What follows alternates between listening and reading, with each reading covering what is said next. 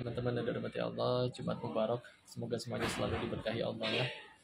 Teman-teman kepikiran nggak sih cikal bakal, asal muasal, bagaimana awalnya hati manusia itu bisa mulai kecewa, bersedih, menderita? Ternyata jawabannya ada di ayat yang sering kita ucap, walaupun biasanya dianggap ini hanya diucap pas ada orang yang meninggal aja. Padahal potongan ayat ini bisa kita ucap kapanpun setiap hati kita ngerasa nggak enak. Diambil dari Quran surat kedua, Al-Baqarah ayat 156. Allah berfirman, Inna lillahi wa inna ilaihi raji'un. Apa artinya? Sesungguhnya kami ini milik Allah dan hanya kepadanya lah kami akan kembali. Menunjukkan bahwa semua yang kita punya, harta, jabatan, apapun itu, bukan punya kita, tapi punya Allah. Titipan.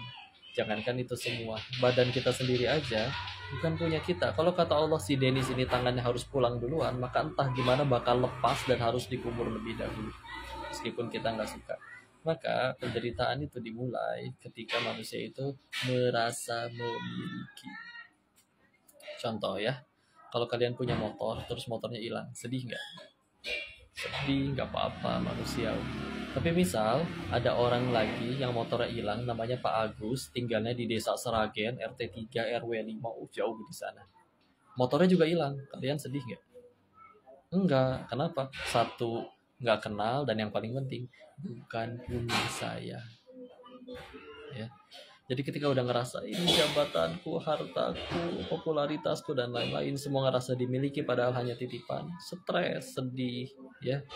Contoh, ketika kita lagi di depan toilet ada teman datang, bro titip handphone dong, dia masuk ke toilet.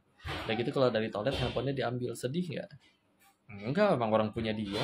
Maka ketika kita ngerasa semuanya itu punya kita, hasil perjuangan kita, maka Masya Allah, kita sedang ngaku-ngaku barang yang bukan punya kita. Sedangkan ketika pemilik aslinya ngambil, jelas wajar kita sedih, kan kita ngaku-ngaku. Maka teman-teman, itulah Islam ya. Berasal dari kata aslama muslimu, kita berserah, melepaskan semuanya. Hingga akhirnya di hati ini hanya ada Allah. Sehingga ketika akhirnya semua titipan yang Allah berikan itu ada pada kita, semuanya hanya kita jadikan amal soleh. Bukan hanya dipeluk, dikekepin aja terus, gak boleh lepas dari dirinya, enggak, titipan. Yang penting jadi amal soleh. Maka teman-teman, kalau pengen mulai lepas dari penderitaan, yuk mulai menyerahkan semuanya, melepaskan semuanya, sehingga hanya ada Allah saja di hati. Sehingga ketika sudah lepas semuanya, bismillah, kebahagiaan yang tanpa batas itu bisa kita dapatkan. Semoga bermanfaat. Wabillahi taufiq wal hidayah. Assalamualaikum warahmatullahi wabarakatuh. Barakallahu fikum.